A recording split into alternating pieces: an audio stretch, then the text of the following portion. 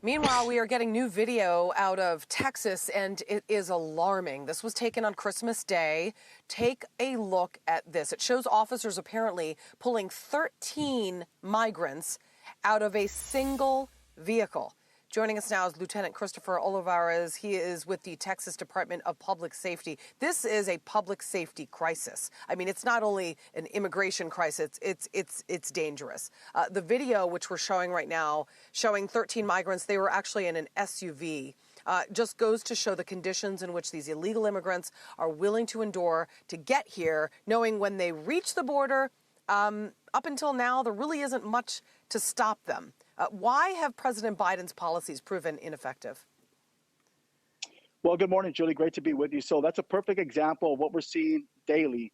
Of course, that particular incident was on Christmas Day, while the majority of people were off that day with their families. Our men and women of Texas DPS, as well as National Guard, were out there protecting the borders, and that's what they came across. We're seeing human smugglers from larger metropolitan areas. That particular couple was from Houston, Texas. Their main purpose was to drive down to the border and to become human smugglers. It's a very lucrative business right now for them. It's very enticing. It's being advertised by the criminal organizations, and that's why we're seeing an uptick in human smugglers along the southern border. But again, we go back to the policies and we talk about the ineffectiveness of what's taking place because of this border crisis. From the very beginning, Julie, we've been talking about this, and we've been asking ourselves, when are we going to see a visit from the federal government at the southern border? It's yet to be seen.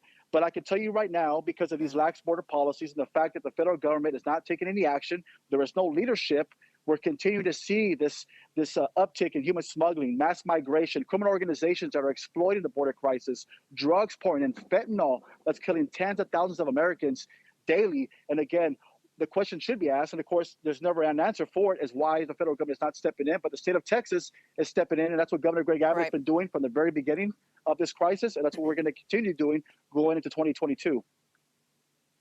So this all comes as Texas is going to be adding another $38.4 million into Operation Lone Star, it's called. How effective has the program been so far, do you think? And is it going to continue into the new year?